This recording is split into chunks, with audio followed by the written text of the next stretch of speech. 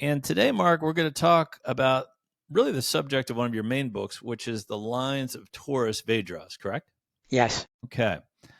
So, put simply, the lines were a series of forts or redoubts or other military defenses used to defend Lisbon, Portugal against Napoleon's armies. Why were these lines so important in the Peninsular War?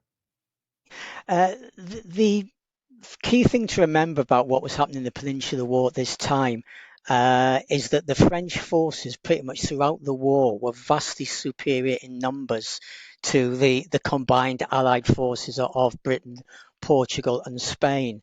And this impacted on operational activity throughout the war. Um, the Allies could not face the French in open battle. And certainly when you look at battles in 1808, 1809, it was almost a catalogue of disasters as forces tried to stand their ground against the French. So the lines were important in the Peninsular War. Is if you go back to the basic questions, how do we beat a numerically superior and competent army? And it's not by facing it in the field. So plan B is, I'm going to use the word hiding, but it's probably inappropriate, but holding out somewhere where the strength of the position will give you advantages over a numerical enemy. And if the French could not evict Wellington from Portugal, the French would always have a formidable enemy sort of on their flanks, in their rears, that they had to be watching out for. So this was the key point of the Lines of Torres Vedras, is it gave the Allied army somewhere where they could fall back to, which would allow them to remain in the country. Very good.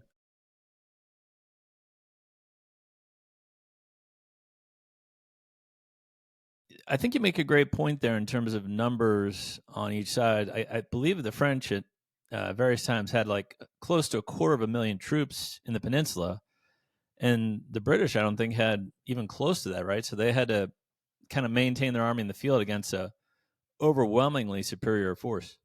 Yes, that's absolutely correct. If you start back about 1809, when the British started operating fairly serious in the peninsula, the British army was probably no more than 30 to 40,000 strong. I'm going to use round numbers probably throughout this talk. The Portuguese could probably add another 20 or 30, particularly as you get into 1810. The Spanish, whilst numerically quite large on paper, they were not always very effective. Even if you add 100,000 Spaniards, you're talking about a combined Allied force of 150,000 facing, as you say, a French force that was probably never less than 250,000 and sometimes was touching 300,000. Right. And granted, the French force was spread out throughout the peninsula. They're covering different sectors, but if they wanted to unite and push Wellington and the British or whoever out, they could. So I think you have a great point there. That let's set up a strong defensive line, the Lines of Torres Vedras, and just wait for the right moment to attack. Yeah, you've made a sort of an interesting point there, which I've kind of intended to bring up later, but we'll touch on it now and come back to it. Is the ability of the French to combine in any operation in the peninsula? I think this is one of the fatal flaws in the Peninsular War from the French side, is too many French generals and marshals doing their own thing. Had they combined, it could have been a very different result. But we'll maybe talk about that a little bit later because it's relevant to sort of things that are coming up. Indeed, I think that's a good point to come back to later. But before we get to the how of the construction of the lines, let's discuss the why the lines were built. Napoleon's armies had twice bullied their way deep into Portugal, once by General Junot and again by Marshal Soult, correct? Yeah, that's correct. What is known certainly in Portugal as that would be the first and the second invasions of Portugal. Massena's in 1810, what was the third invasion. And the why is going back to something I've already touched on, but summer 1809, Napoleon defeats the Austrians at Wagram and pretty much straight after announces that he's going to come into Spain himself, bring 100,000 troops with him, with the sole intention of pushing the British army out of the peninsula. So Wellington's being given very clear warning that, as well as the 250,000 or so French that are in the peninsula, Napoleon himself is coming with another 100,000. Now, the 100,000 is one valid point. The other is Napoleon himself, because he's the only man who could combine the might of the French in the Iberian Peninsula together. So this was a significant threat that there's no way Wellington could have faced them in battle. Looking at what his plans could be, whilst the Portuguese government was very keen that Wellington would stop the French on the Portuguese border. The Portuguese border is 1,200 kilometers long and covered with significant mountain ranges and rivers. So it's indefensible because of its length and because of the inability of troops to move quickly from one point to another.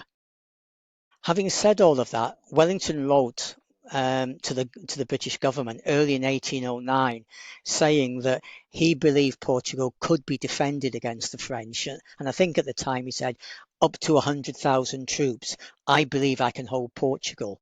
And whilst he maybe wasn't thinking specifically about the lines of Torres Vedras at this point, he knew that if he could find the right place, he could stand against a significant French attack.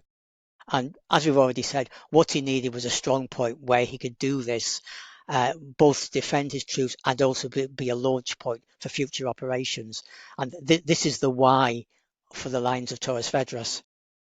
Yep. And the earlier two invasions were quite destructive by the French, and we'll come back to that. A lot of looting and terror went on there. I could see why the Portuguese were keen on building some sort of defensive structure to not let it happen again. On the how question, the construction of the lines was ordered by the Duke of Wellington and constructed by the designs of Colonel Richard Fletcher.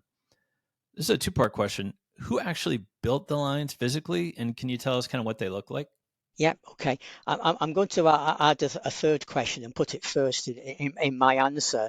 There's some interesting debate going on in Portugal at the moment about the design and building of the lines of Torres Vedras, because 6 months before Wellington ordered the construction of them, a Portuguese engineer officer called Jose Maria das Neves Costa, which is my best Portuguese, also wrote a detailed report on how you could defend Lisbon from an attack.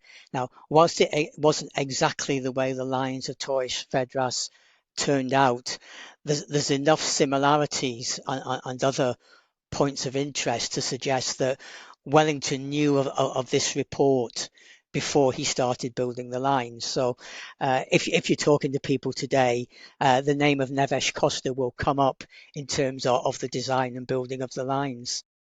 The other thing I'd say before I get round to answering your question is that Wellington had been in this area in late 1808 during the first campaigns in Portugal. He was actually based in the town of Torres Vedras for a while, and with his penchant for riding the hills, with or without dogs and foxes, there's no doubt he had some understanding of what the terrain is like around there. Now, if you haven't been, the hills to the north of Lisbon are not huge. None of them go above 400 meters in the area we're talking about, but they go on forever. So it's up and down, up and down. So it's formidable in its depth as much as its height. And that's why this whole area looks attractive as a defensive point. And to be honest, they are doing lots of archaeology there and finding hill forts from 2,000 years ago. So this isn't rocket science. Yeah.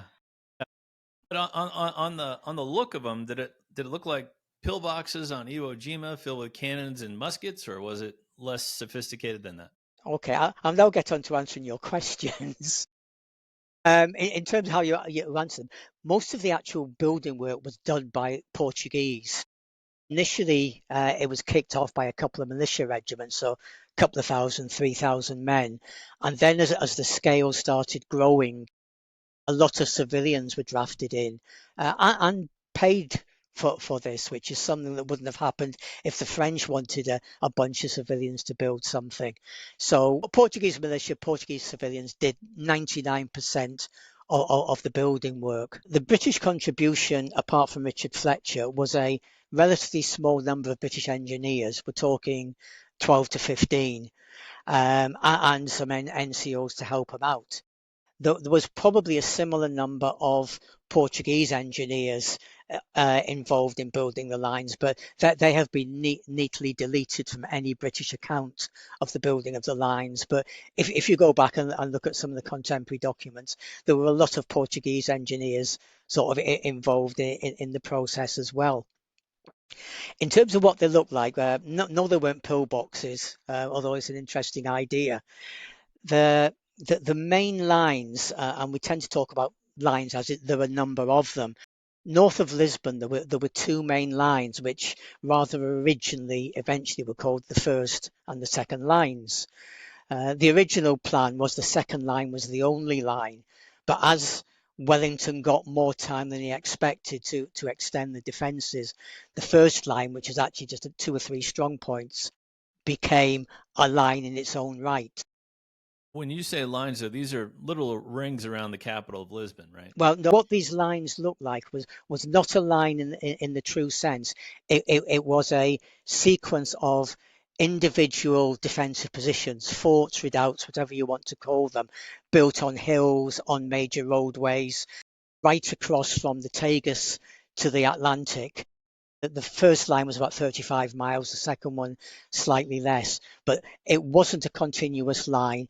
It was lots of individual forts, but there was also scarping put in place to join forts. There was quite often a lot of fields of fire were crossed between one fort and another. So it wasn't a line, it wasn't a single wall like the Hadrian's Wall in the UK. But obviously the advent of cannon meant you didn't necessarily always need a wall to make something secure.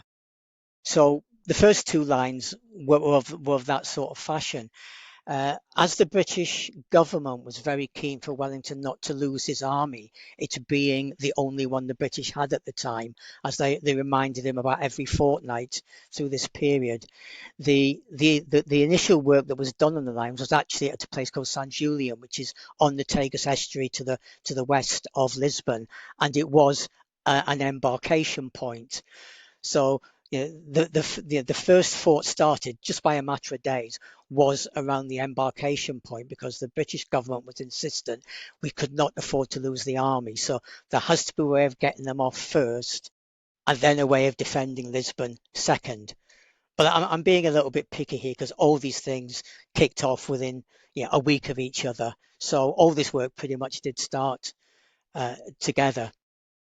Just sort of going on a little bit further now, I've already hinted at, as well as all the forts, in some areas where it was appropriate, rivers were dammed to flood areas.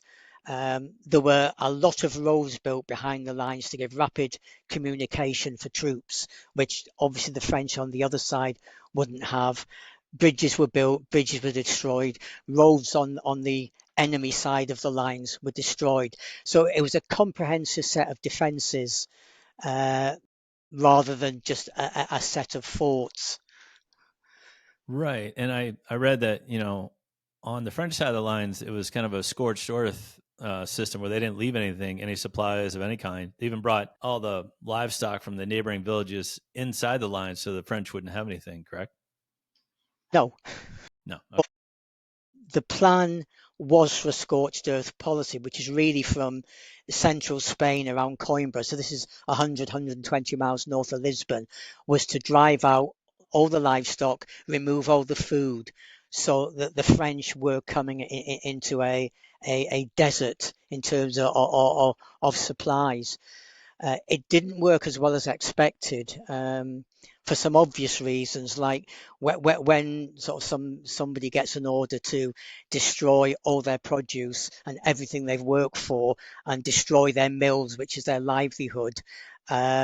With no suggestion there's going to be any compensation, they understandably didn't really rush to do it. The other thing is that, and it's a story maybe for another talk, is after the Battle of Basarco, which is September 1810, the whole retreat back to the lines of Torres Vedras suddenly seemed to get a bit rushed and frantic. So, this was planned for a year in advance, the orders for the civilians to leave Coimbra and the surrounding areas was like issued like you need to leave now, which meant they were all travelling south on the same roads as the Allied army trying to retreat back to Lisbon, and the whole thing got horribly chaotic. And there was a lot of food that was not destroyed or moved. And yeah, I'll probably talk about this a little bit later, but it meant the French could survive a lot longer than anybody expected. Well, let's talk about the cost. Less than 200,000 pounds, but totally worth the investment, correct? Because on the previous two invasions, the French army had looted and destroyed a lot of property. I think taking the question in two parts, the £200,000, I think John Jones says 100, but then he sort of does some add-ons. So I think even at £200,000, which is a lot of money in 1810, it was a very worthwhile investment because it protected Lisbon, the Iberian Peninsula. It protected the British Army from an invading French army, and it allowed Wellington to continue campaigning, which eventually by 1813 his action was having a material impact on what was happening in Central Europe. Yeah. Salamanca in 1812 made Europe sit up. Vittoria in 1813 made the monarchs in Europe sit up very straight, and seeing it as an opportunity where a Napoleonic army has been soundly beaten, and Wellington's actually sitting on the French border at this point, which is a major headache for Napoleon. So the £200,000 I think was excellent value for money. In terms of the looting and destroying of property, the French, as you well know, the French method of operation was living off the land. So the looting, and particularly for foodstuffs, was normal operational practice. Sadly, troops will be troops even in 2025, and looting goes on. It's the level of brutality that goes along with it that changes depending on the battle and the commanders. But I think particularly the Iberian Peninsula, that it was very poor as a country. They might have had lots of gold coming in from South America, but in terms of on the ground foodstuffs, it was in very short supply. 250,000 French demanding food, caused great problems and led to enormous brutality. The French were very inventive on how they could encourage civilians to tell them where they'd hidden things. So yeah, it's in some ways it was a normal French method of operation. But putting this in perspective, the Massena's third invasion and all the events around that, the estimates on the death of Portuguese civilians in and around Lisbon and to the north of Lisbon varies between 50,000 and 300,000 people. So this was being catastrophic for Portugal and also for Spain. Right. So the lines not only saved property, they probably saved a lot of lives. Once completed, there were 152 fortifications and 648 cannon. I know cannon is plural for cannons, as I've been told many times. Can you tell us when construction began and when it quote unquote finished? I'll start with beginning and finish, but then I want to go on to these numbers because there's more complexity in it as always. 20th of October 1809, Wellington issued his orders to Richard Fletcher, which was the orders for the commencement of the building of the Lines of Torres Vedras. Now, 20th of October is now an official day in Portugal, called rather surprisingly the Lines of Torres Vedras Day, where they have recognised this was a significant event in Portuguese history. 20th of October 1809 is when the orders were issued. The first fort started being built November 1809, and Wellington entered the lines in October 1810, so that's a year later.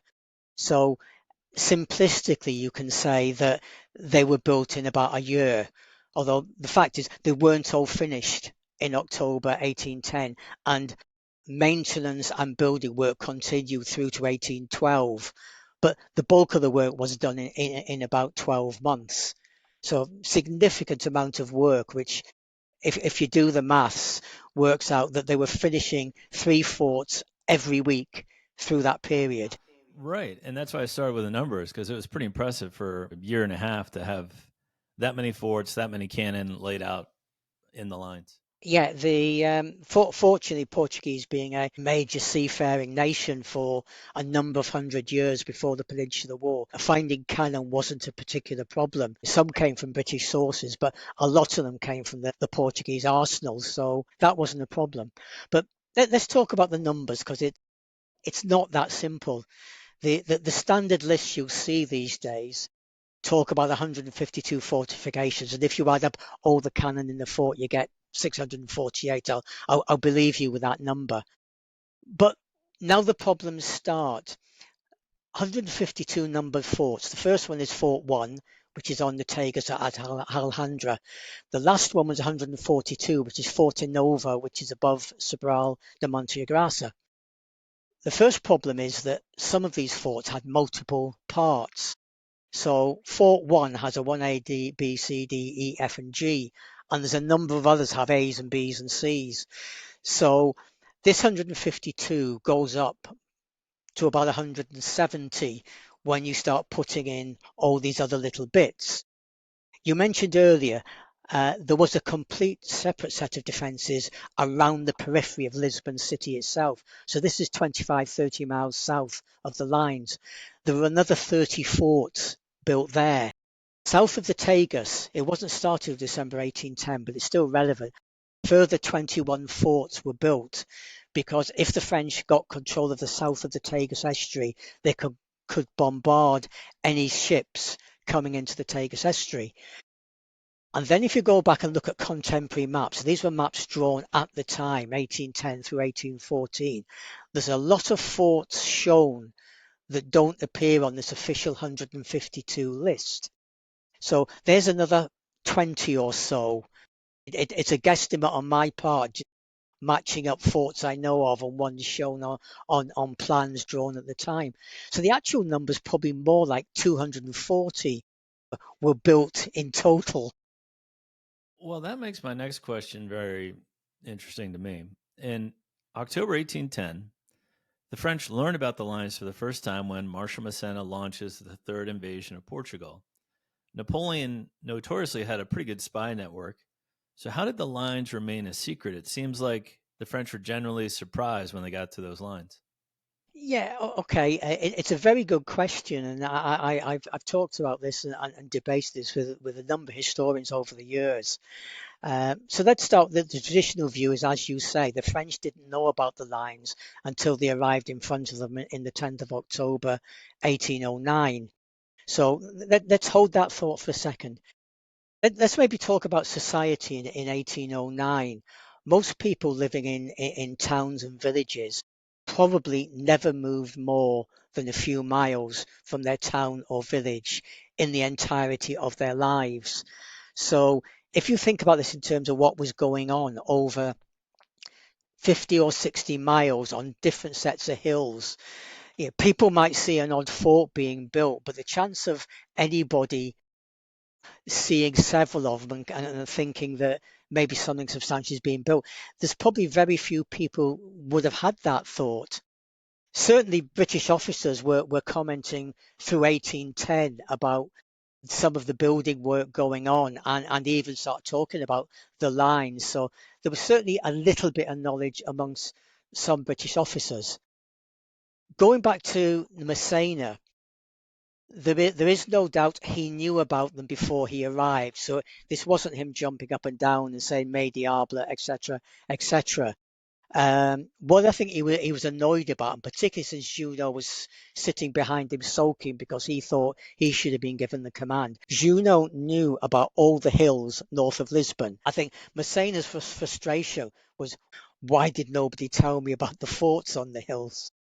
So Massena did know. I mean, Pele, Massena's ADC, notes in his journal that they were told while they were in Salamanca. So this is 200, 250 miles further back and several weeks further back, there were fortifications north of Lisbon. But I think so.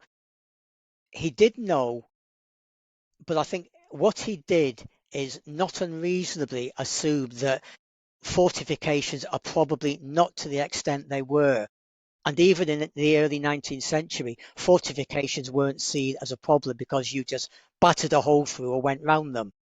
Yeah, well, on the way there, what they got through Badajoz and Ciudad Rodrigo, and all these other forts. So he probably just wasn't expecting the sheer density. You said 200. He probably wasn't expecting that number. I think that's absolutely right. That he expected a few forts on the hill, and I'm sure possibly his spies had said, if you go up the Tagus, they're building fortifications at Villafranca de Xira, at Alejandra and Castanera further north. So they're on the main road; they could be seen, but they wouldn't necessarily connect that these are going 30 miles west from that point the whole way.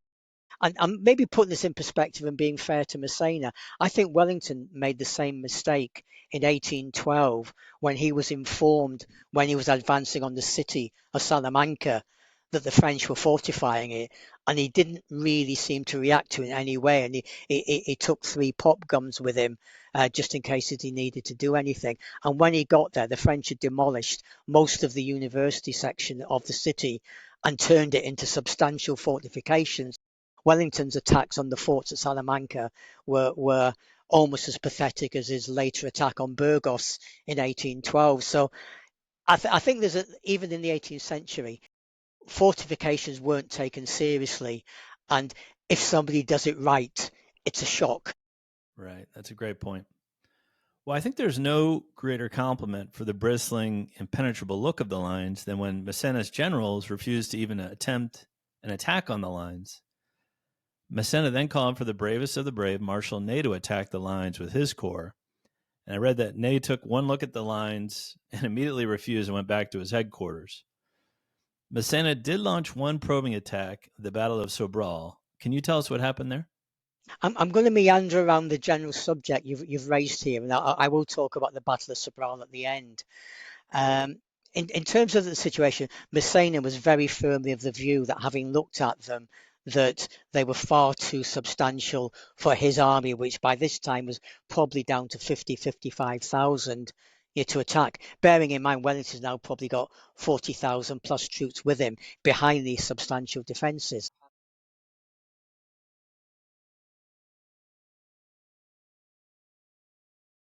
And as I said earlier, that about Napoleon, I think his greatest failure in the peninsula was not to appoint an overall commander.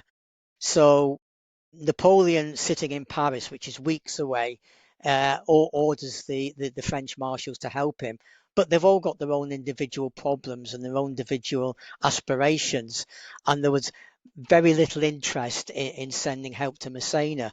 There was one relatively small force came down from the north and got within probably 10, 20 miles of Massena before they eventually gave up and went back. So over the course of the 4 or 5 months Massena spent in front of the lines, no troops arrived to reinforce him. I'll get back to the question you asked eventually. The second problem in the way Napoleon worked is, having not appointed overall commander, he then tried to micromanage events in central Spain and Portugal from Paris, which meant by the time every one of his orders turned up, the relevance of them had completely passed. So I think organisationally, the French could have managed the Peninsular War better. I think another point which hasn't been sort of made very much, but I think it's absolutely relevant again, is I've talked about the relative size of Massena and the British, which is not much different by this time.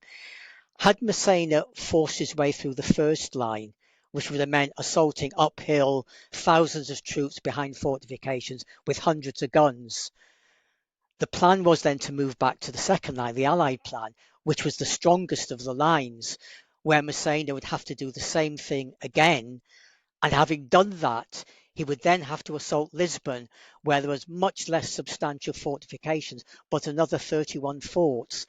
To do that, I think Massena wasn't being unreasonable, saying the number of troops I'd have left and usable, after I've assaulted 3 fortified lines was probably mean I couldn't take or hold Lisbon if I got there. And I think he probably has a point. Now, going back to your question about what skirmishes there were in front of them, the French carried out 2 or 3 sort of probing attacks in the days after they arrived, as much just trying to establish the strength of the lines. They could see a lot just by riding along the length of them. He says in his journal that with his telescope he could see the forts on the second line several miles to the south. So I think they were in no doubt about what was in front of them. But anyway, two or three probing attacks. One went down the Tagus banks around Alhandra, where the French pushed, but the defences there were quite thick. So they pushed and decided it wasn't a good idea. The second attack, and the one that most people talk about, is the attack on Sobral. The French did actually take the town on the assault, but it was actually taken back a few hours later by a counterattack by the Allies. But Sobral wasn't actually part of the lines or part of the defences. So the Allies, having done that, then retired 2 or 3 miles further south to the heights of Sobral, where the biggest forts, or one of the biggest forts on the line, sat there with 2,000 troops in it and multiple cannon, with supporting smaller forts. So the French did have a minor success at Sobral. But I think even if you read the French accounts, we're sending in an inexperienced battalion. To me, it felt more like they were blooding a battalion uh, rather than seriously trying to see if they could take and hold the town. But it had no value other than buildings maybe to live in and the potential they could find some supplies in Sobral, which they did. And the other attack that gets talked about, which is similar, these are sort of like 2 or 3 battalion scale, so they're absolutely tiny events. There was another skirmish at a place called Deutsch Portos, which is in the same area.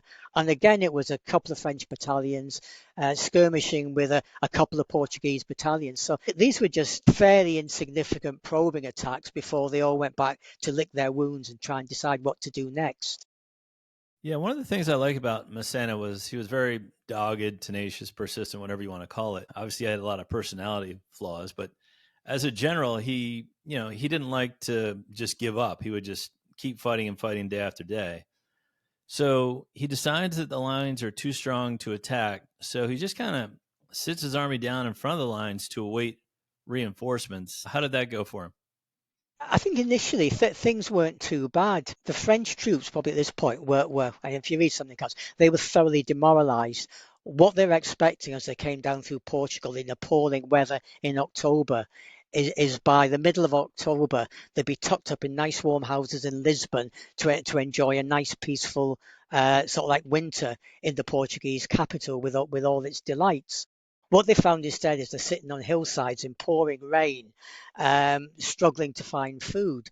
The scorched policy, as I've already said, didn't work very well. So for the first few weeks, it wasn't too bad. They were finding supplies right in front of the lines for the first couple of weeks. So they were okay. But as it got harder and harder to find food, the French troops were actually going scavenging further and further afield. And there are reports that later in the period before the retreat started, they were up as far north of Coimbra, which is 100 miles north of the lines. The other thing Massena did to solve the problem, where about 4 weeks in he could see that this could be a long wait because he'd heard nothing back from Napoleon by this time, is 14th of November, Massena pulled his troops back from the lines. So they didn't really sit in front of the lines for 4 or 5 months. They sat in front of the lines for 4 weeks. And then they retired about 40 miles to a significant Portuguese town called Santarém. And that's where the troops spent most of the winter in that area. Santarém was better placed for sending out troops looking for supplies, and also raised the possibility they might be able to build a bridge across the Tagus and start hunting for supplies on the other side. But as sort of the winter went on, things just got harder and harder. And when it became clear that no reinforcements were going to arrive, which was probably around February 1811, Massena sort of makes the decision that really I have no choice other than to retire from the lines. The other thing that's going on through this period is that a complete lack of understanding in most of the British Army as to why Wellington wasn't attacking the French, who they were probably on a parity at the start of this period, and by we get through to February 1810, Wellington's got a much stronger, fitter, better fed, better equipped army, and there was a lot of grief being given it in accounts of the time as to why Wellington did nothing. Wellington's view, I think, quite simply was he thought he could win a battle, um, or he could sit and just watch the French starve in front of him with no risks that always come with a battle. So why should I risk losing 1 to 5,000 troops and potentially, if something goes wrong, lose the battle when I can sit here with all my troops under cover and well fed, and it doesn't cost me a man. So it wasn't popular in the British Army, but operationally it was the right decision. Well, I think that's a great point. And kind of circling back to what you said earlier, every fortnight, the British government was telling him, this is the only army we have, don't lose it. So that was probably in the back of his mind. And then on the retreat, when Massena finally did retreat, he attacked a few times, but Marshal Ney gave him a bloody nose. So it wasn't always the best idea to attack, especially rearguard led by Ney. I think absolutely it was good practice for a couple of years later, I think, for Ney. But Ney's handling of the rear guard, I think, was impressive. He did it the way you're supposed to, holding positions, withdrawing as the troops approach, so fighting when you need to, just keep pushing back. It was absolutely well organized the whole way through until Ney and Massena fell out, because Massena believed that Ney had deliberately set him up to be captured. And you can maybe comment on that rather than me. But Ney handled the withdrawal in very professional fashion, and I'm sure it will have kept him in good stead for future events. Yeah, well, that's a podcast for a different day. But after losing 21,000 men to starvation and sickness, Massena orders a retreat in March 1811. So I guess the lines did their job, correct? Yeah, absolutely. The lines did their job. They gave Wellington the secure base I talked about earlier. They proved they could do that because they were only getting stronger. As I said earlier, they were improving the defences right through to 1812 and then maintained them right through to 1814. So a subsequent attack would have been facing a more substantial set of defences than Massena's initial one. From that position, Wellington could operate. More importantly, he had regular access of supplies through the port of Lisbon, which the French would not have had if they'd taken it, because it would have been blockaded by the Royal Navy. So it was a perfect position for Wellington to organise his troops and plan his attacks, and that remained the same throughout the war. If ever Napoleon got his act together and ordered all the troops in France, in Spain, to work together, he could have been faced with an enormously powerful army in front of him. And the lines of Torres Vedras might have worked against 150, 200,000, because eventually you can't pack any more troops in what is, in fact, a very, very concentrated area. Yeah. Well, the next question I think is kind of sad because I know Wellington, like you said, was always asking for more engineers for his army. What happened to Colonel Fletcher later in the wars? Sounds like you know the answer. For my audience, yeah. What Yeah, happened? Richard Fletcher was Wellington's chief engineer pretty much throughout the war. He missed Release and Vimero, where another interesting chap who would require a podcast of his own. He was an interesting character. We'll leave it there, George Landman.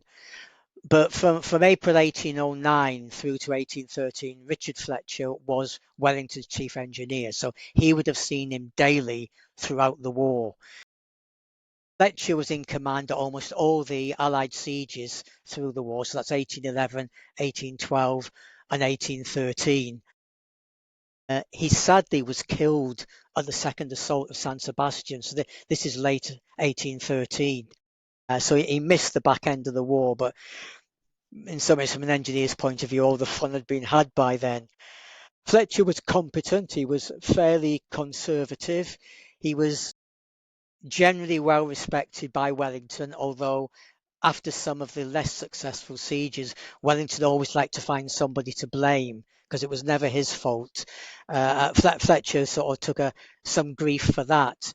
But if you compare the way Wellington treated Richard Fletcher with how Wellington treated the commander of the Royal Artillery throughout the war, where I think it didn't matter who the Royal Artillery sent out, Wellington didn't like them and made their life hell.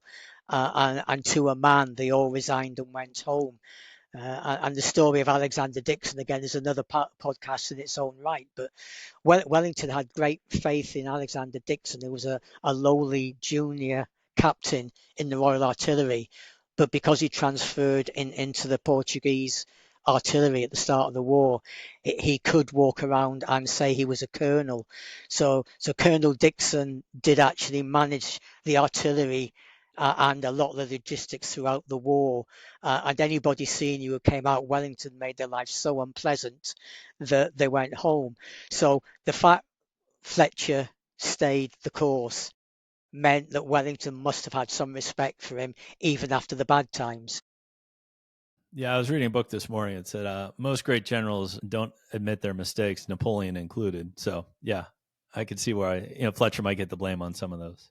Some of the early sieges were not very good, but that was usually about time or resources rather than competence. But Wellington wouldn't necessarily want to accept that. And I think even at Burgos, which was the most disastrous of all the sieges, even Wellington had the good grace to say that it wasn't going to work because he didn't bring any guns. So blaming the engineers or the artillery for that was probably a bit unfair. Well, this next question kind of leads into even World War II, if you want to talk Maginot Line. The French never invaded Portugal again, and a few years later, Napoleon's armies were ejected from the peninsula altogether.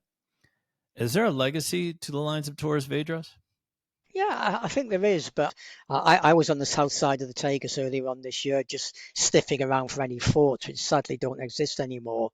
But there are substantial concrete fortifications from the First and Second World War all along the Tagus estuary, because the basic problem never changes: is you need to protect the Tagus estuary from enemy shipping. So yeah, it's still doing it today almost as much as they were 200 years ago.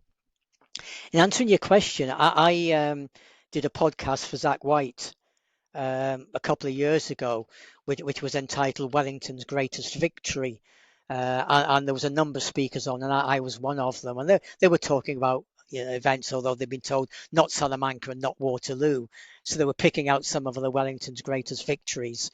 And not surprisingly, based on what we're talking about today, I actually said, I think the Lines of Torres Vedras was Wellington's greatest victory because it was that foresight to build them that allowed him to eventually push the French out of the Iberian Peninsula. So I think the legacy is that Wellington eventually succeeded in the Iberian Peninsula because he had a secure base for his army and to bring supplies in. And as such, strategically, it was a great victory. I think that's a great point because if you look at the previous two invasions of Portugal, Junot had almost no resistance, token resistance. He just marched right in. The second invasion, Napoleon and Soult, the British gave some resistance, but they had to flee via Corunna. So on the third one, I think the lines was the missing piece of the first two. They didn't have any defenses to go back to. They had the third invasion. They had the Lines of Torres Vedras, and I think that is the legacy. Yeah, I think you're right. Looking at the previous invasions, the first invasion, Portugal find themselves between a rock and a hard place. In that Napoleon says, if you don't stop trading with Britain, I'm going to come and attack you. The British says, if you listen to the French, we're going to make life so difficult that your transatlantic shipping, the gold and the silver from Brazil, is going to stop happening. Would you like us to escort the royal family to Brazil where they'll be safe from what's going on? Which the Royal Navy kindly did. But the Portuguese monarch left orders for there to be no resistance. So walked into Lisbon with the Portuguese army being ordered not to resist at all. The second invasion is almost a misnomer because it was a very brief thing after Corona, where can I say Soult lost to John Moore? But after John Moore was forced to evacuate, Soult was ordered by Napoleon to immediately head south from Corunna, which is in the very northwestern corner of Spain. So move directly south into Portugal. And he got as far as Coimbra, which is still a long way short of Lisbon, when Wellington threw him out again.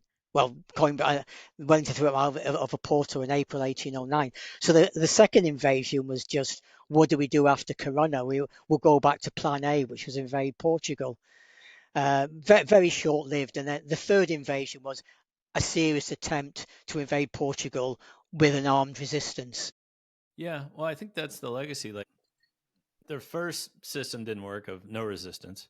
The second invasion, where yeah, we had the British there, but we gave some resistance, but that didn't work. So I think the lines of Torres Vedras were learning from the previous two. What can we do to not let this ever happen again? And that's what they did.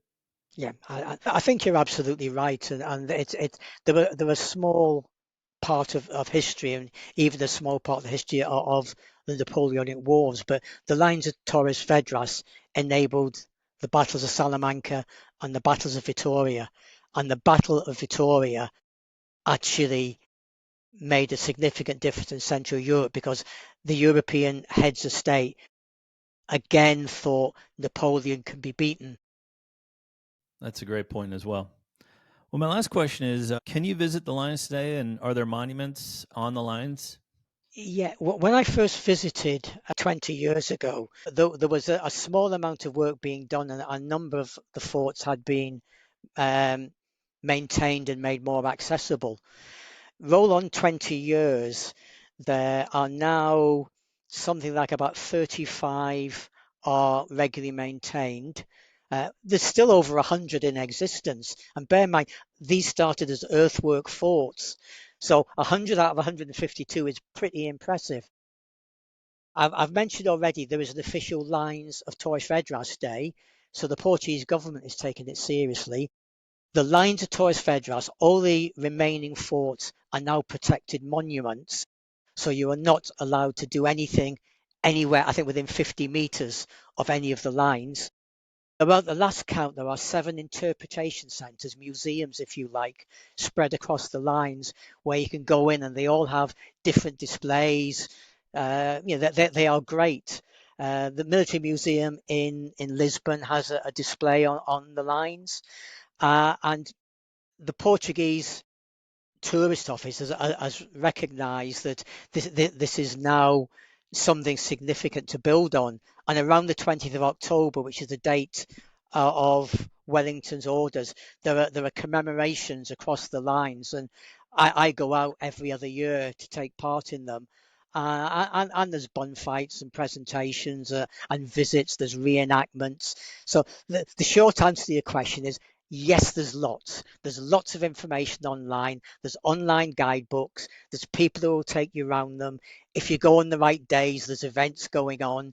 So the change in 20 years is substantial, and I would thoroughly recommend a few days in Lisbon, which is a gorgeous city anyway. And take a day and go and have a wander up to the lines and look at some of the bigger forts. I'd like to. I mean, what an opportunity to touch history. And as you mentioned, some of these forts, well, actually, all of them are 200 plus years old.